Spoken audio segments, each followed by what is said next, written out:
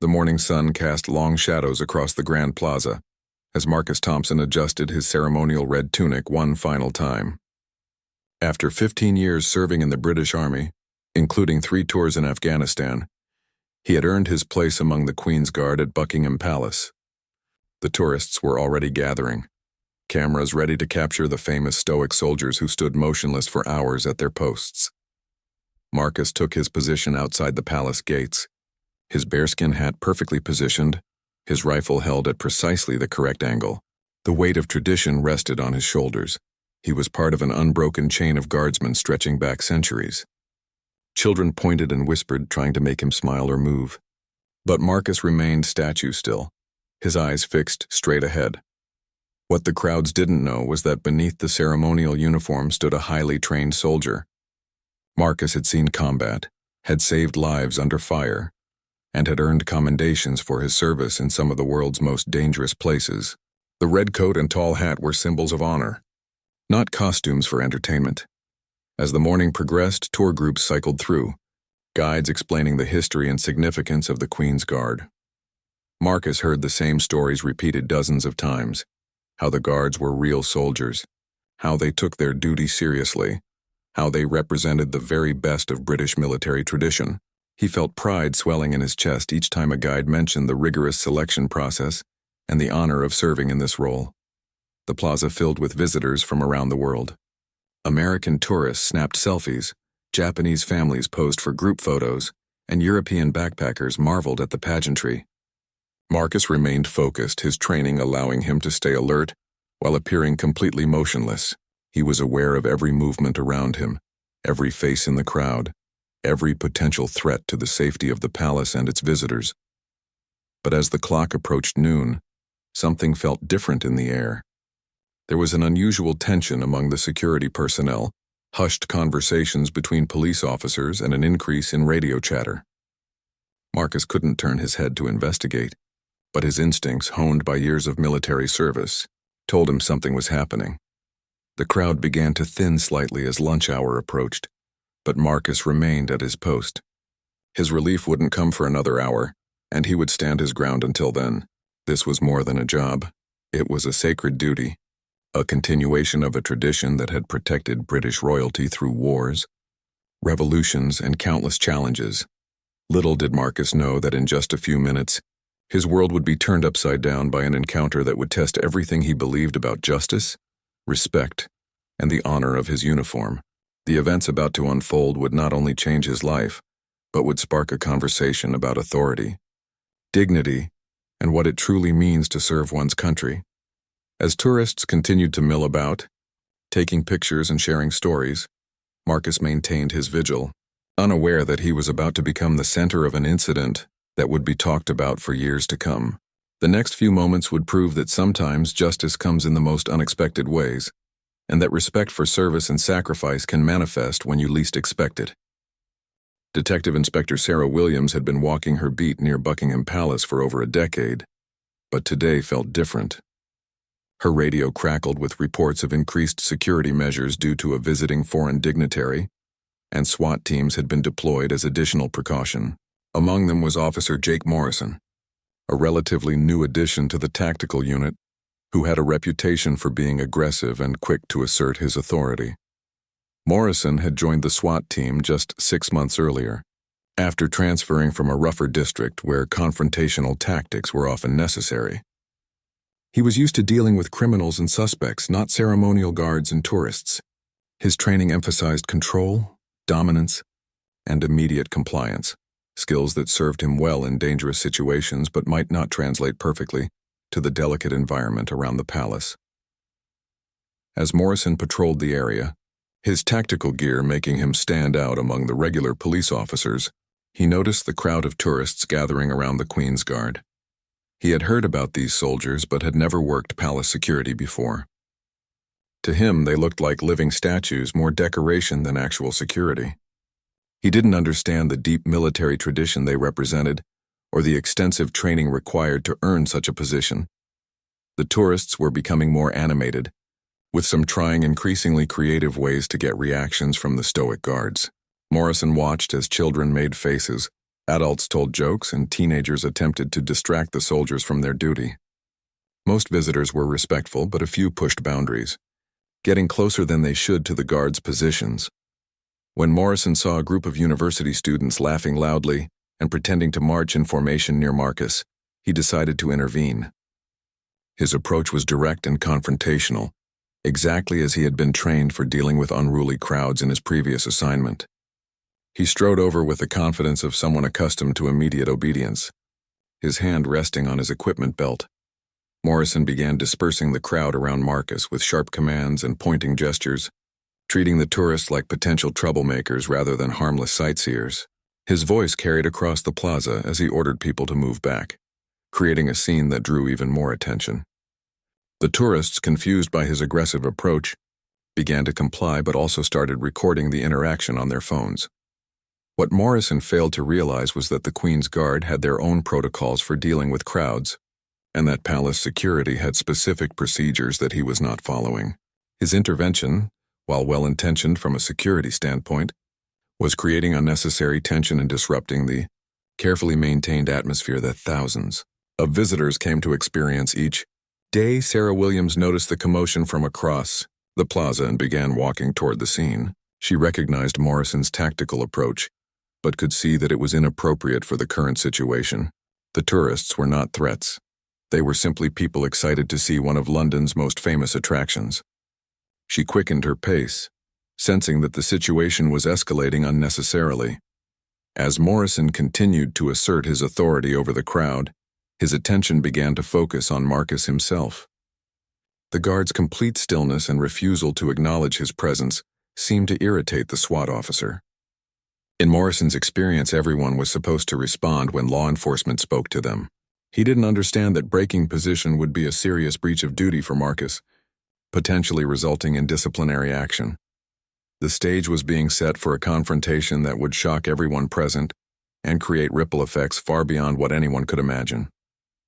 Two men, both dedicated to serving and protecting, were about to clash due to a fundamental misunderstanding of roles, traditions, and proper protocol.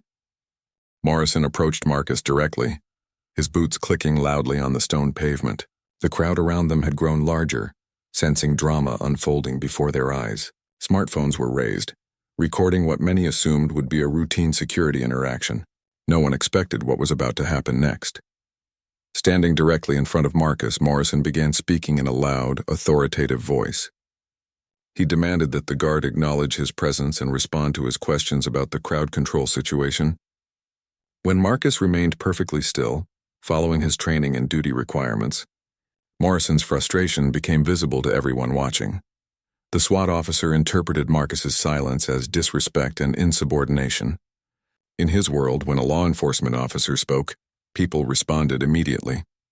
He had no understanding that the Queen's Guard were bound by centuries-old protocols that prohibited them from breaking their stance, except in the most extreme circumstances.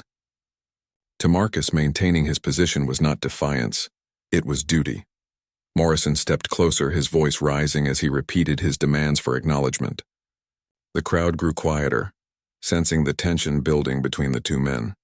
Some tourists began to feel uncomfortable, realizing they were witnessing something that went beyond normal palace protocol. Others kept their cameras rolling, instinctively knowing they might be capturing something significant. What happened next shocked everyone present. Without warning, Morrison raised his hand and delivered a sharp slap across Marcus's face. The sound echoed across the plaza like a gunshot, causing gasps and cries from the watching crowd. Marcus's head turned slightly from the impact, but he immediately returned to his position, his face burning with both pain and humiliation. The tourists erupted in shocked murmurs and angry shouts. Several people yelled at Morrison, expressing their outrage at what they had just witnessed. The disrespect shown to a ceremonial guard representing the British Crown was beyond comprehension to most observers. Cameras captured not just the slap itself, but the crowd's horrified reaction and Marcus's dignified response. Sarah Williams broke into a run when she saw what happened, her radio already in her hand to call for backup and report the incident.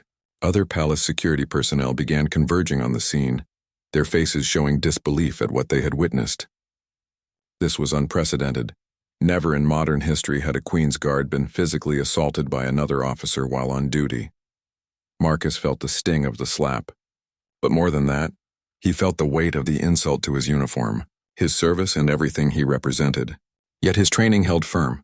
He could not abandon his post, could not retaliate, could not even speak without permission from his superior officer.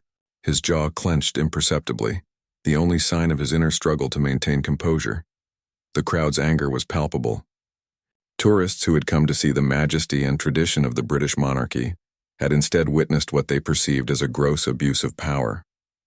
Many continued filming, knowing they had captured something that would likely have serious consequences. Others began demanding that Morrison be arrested immediately. Morrison seemed to realize instantly that he had made a terrible mistake. The crowd's reaction, the horrified faces around him, and the approaching security personnel made it clear that he had grossly overstepped his authority. He began backing away from Marcus, his confidence evaporating as the magnitude of his error became apparent. Within moments, the plaza was filled with additional security personnel, supervisors, and officials who had been alerted to the incident. Morrison found himself surrounded, no longer the authority figure but the subject of an investigation that would end his career and possibly result in criminal charges. The man who had sought to assert his dominance was now facing the consequences of his actions. As word spread rapidly through the security network, it became clear that this incident would not be quietly handled or swept under the rug. Too many people had witnessed it, too many cameras had recorded it, and the violation was too serious to ignore.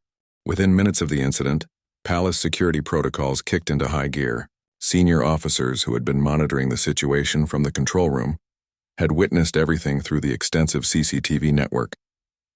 The footage was immediately secured as evidence, and emergency procedures were activated to handle what was essentially an assault on a representative of the Crown. Detective Inspector Williams reached the scene first, her authority immediately apparent as she took control of the situation. Morrison, still in shock at what he had done, attempted to explain his actions, but Williams cut him short. Her years of experience told her that this was far beyond a simple misunderstanding. It was a serious criminal matter that would require immediate action. The crowd of tourists remained agitated, many still filming and demanding justice for what they had witnessed. Several elderly British visitors were particularly outraged, explaining to confused international tourists the significance of what had just occurred. One retired military veteran pushed through the crowd, his voice shaking with anger as he described the honor and sacrifice represented by the Queen's Guard uniform. Palace officials arrived within minutes, including the officer of the guard who was responsible for Marcus and his fellow guardsmen. The sight of his subordinate standing at attention with a red mark across his face while maintaining perfect military bearing filled him with both pride and fury. He immediately began the process of relieving Marcus from his post so that he could receive medical attention and give his statement. Morrison was quickly surrounded by senior officers who began the formal arrest procedure. His SWAT team leader, who had arrived on scene, was visibly mortified by his subordinate's actions. The damage to the unit's reputation would be severe, and there would undoubtedly be serious questions about Morrison's training, supervision, and psychological evaluation process. As Marcus was finally given permission to break his stance, the crowd erupted in spontaneous applause for his dignity and professionalism throughout the ordeal. Many tourists approached him to express their admiration for his conduct, while others continued to berate Morrison as he was led away in handcuffs. The contrast between the two men's behavior was stark and not lost on anyone present. The incident was immediately reported up the chain of command, reaching the highest levels of both the Metropolitan Police and the royal household within the hour. The assault on a Queen's Guard was not just a criminal matter, it was a breach of protocol that could have diplomatic implications.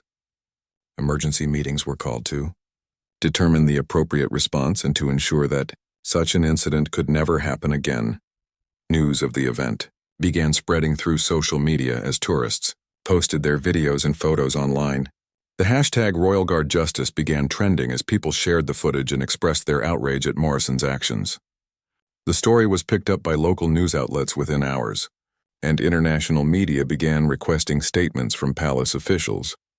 Marcus was taken to a private medical facility for examination, though his injuries were minor. The psychological impact, however, was significant. After years of proud service, to be publicly humiliated while representing the crown was devastating. His fellow guardsmen rallied around him, expressing their support and admiration for how he had handled the situation. The investigation began immediately, with multiple angles being pursued simultaneously. Criminal charges against Morrison were inevitable, but there were also questions about how he had been assigned to palace security without proper orientation about protocols and traditions. His background check and psychological evaluation would be scrutinized to determine how someone with such poor judgment had been placed in such a sensitive position. Public opinion was overwhelmingly in favor of Marcus and against Morrison. The symbolism was powerful. A dedicated soldier maintaining his dignity and duty in the face of unprovoked aggression, while an officer who should have known better allowed his ego and ignorance to override his professional judgment. The incident became a rallying point for discussions about respect, tradition, and the proper use of authority. As the day progressed, it became clear that this would not be a story that disappeared quickly. The visual impact of the footage, combined with the symbolic significance of the assault, ensured that the incident would have lasting consequences for everyone involved. By evening, the story had exploded across international media. News outlets from around the world picked up the footage of Morrison slapping Marcus, and the reaction was swift and unanimous in its condemnation. The video showed not just the assault itself, but Marcus's incredible composure and professionalism in the aftermath, making him an instant symbol of dignity under pressure. The Prime Minister's office issued a statement expressing full support for Marcus and announcing a complete review of security protocols around royal properties. The incident had highlighted gaps in training and oversight that could not be ignored. Emergency meetings were called with heads of various security agencies to ensure such a breach of protocol would never happen again. Morrison, meanwhile, was facing the collapse of his entire career and potentially his freedom. The charges against him included assault, misconduct in public office, and bringing the police service into disrepute. His legal team was already indicating that he would plead guilty and seek leniency, recognizing that his actions were indefensible and that fighting the charges would only make matters worse. The royal family, through their representatives, made an unprecedented move by personally commending Marcus for his conduct during the incident. A private meeting was arranged where senior royals could express their gratitude for his service and their dismay at how he had been treated. This gesture, while kept largely private, became known to the media and further elevated Marcus's status as a symbol of proper conduct and duty. Public rallies began forming outside police headquarters, with veterans groups, military families, and ordinary citizens demanding justice for Marcus and appropriate punishment for Morrison. The incident had struck a nerve with the British public, who saw it as an attack on their most cherished traditions and values. Online fundraising campaigns started to support Marcus, though he politely declined all monetary offers. The investigation revealed troubling details about Morrison's background and behavior. Fellow officers came forward with stories of his aggressive attitude and poor judgment in previous situations. It became clear that warning signs had been missed or ignored during his transfer to the SWAT team. His psychological evaluation was found to be inadequate, and questions arose about the standards used for selecting officers for sensitive assignments. Marcus, despite being the victim, handled the media attention with the same grace he had shown during the actual incident. In his only public statement, he emphasized that he was simply doing his duty, and that the real story was about the importance of respecting the traditions and institutions that define British society. His humble response only increased public admiration for him. The commander of the Metropolitan Police personally apologized to Marcus and the royal household, acknowledging the complete failure of oversight that had allowed Morrison to be placed in such a position. Sweeping reforms were announced, including mandatory cultural sensitivity training for all officers assigned to royal duties and stricter psychological screening for tactical unit members. International security experts weighed in on the incident, using it as a case study in the importance of proper training and cultural awareness for law enforcement.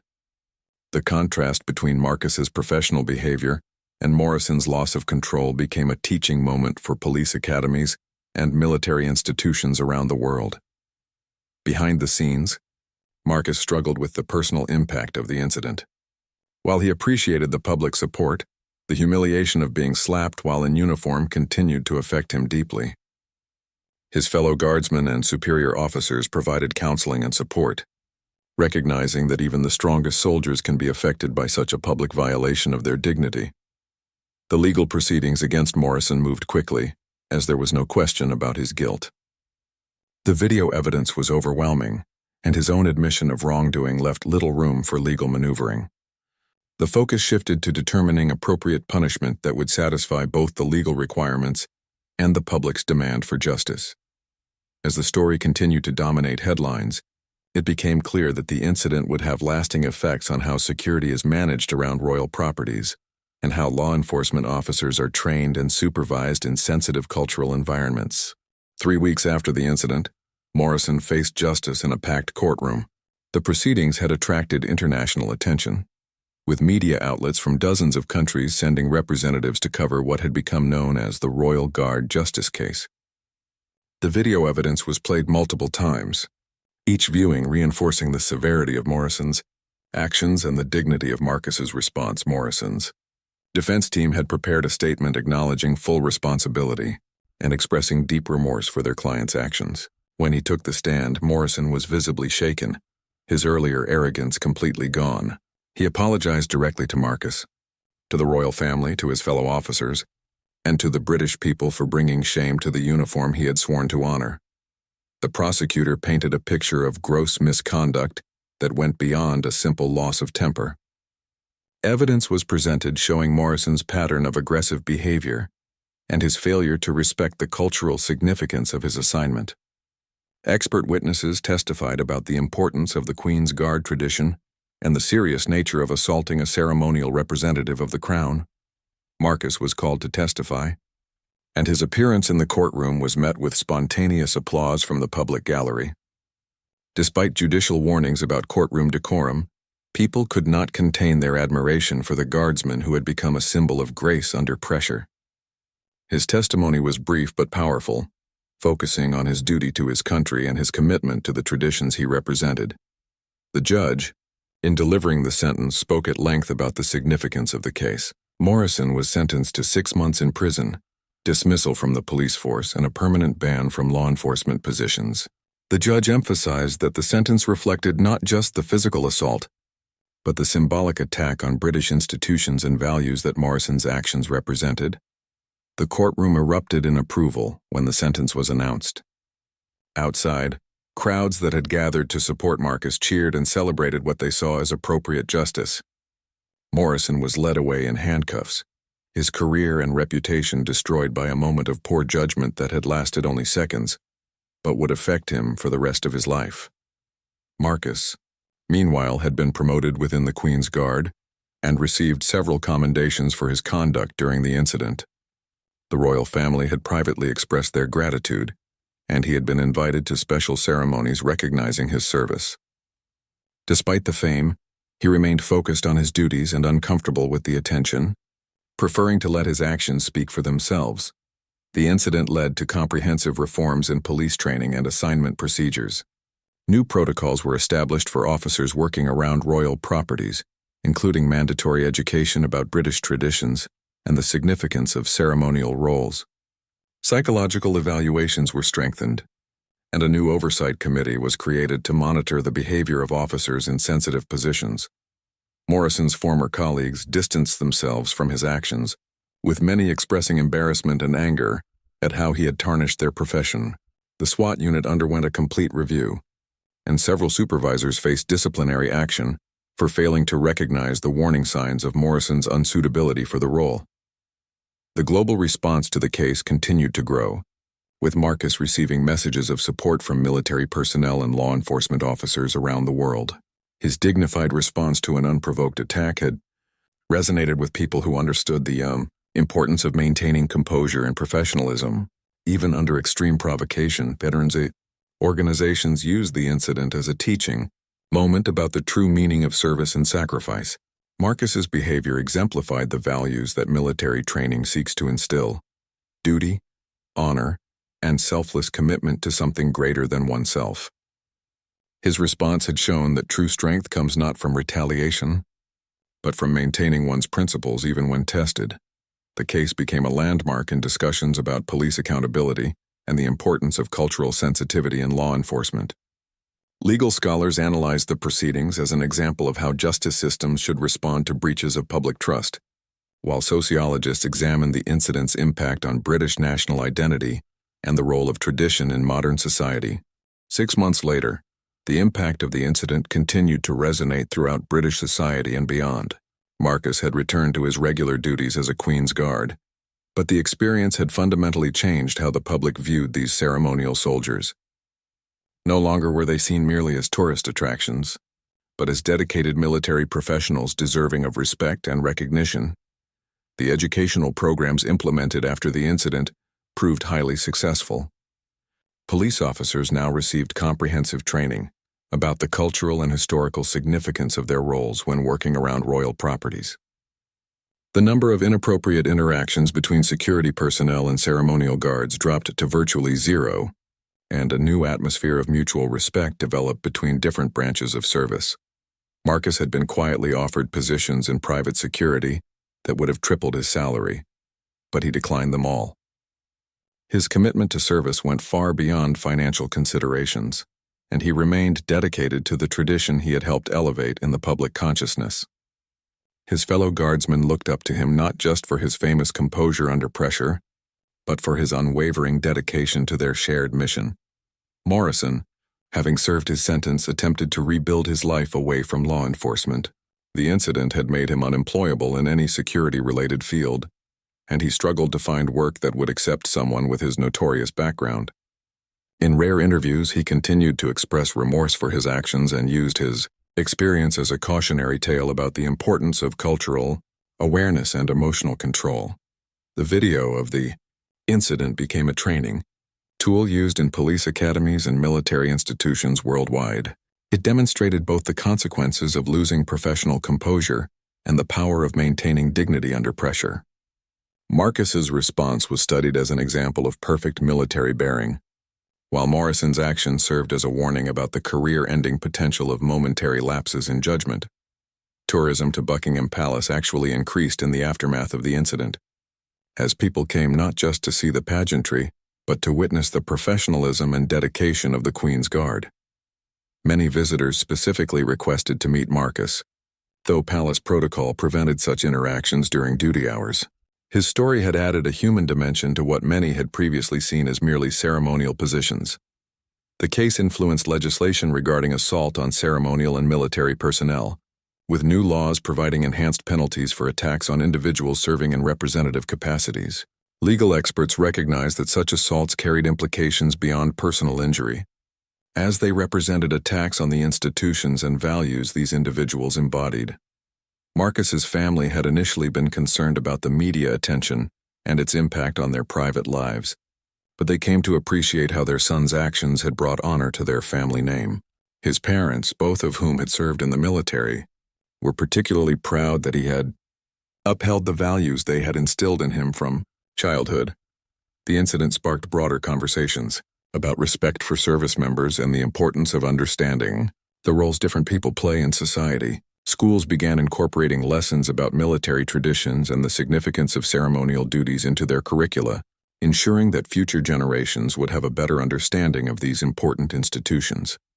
Marcus eventually married his longtime girlfriend, who had supported him throughout the ordeal and admired his strength in handling the public attention. Their wedding was a private affair, though news of it brought renewed attention to his story and reminded people of the human being behind the famous incident.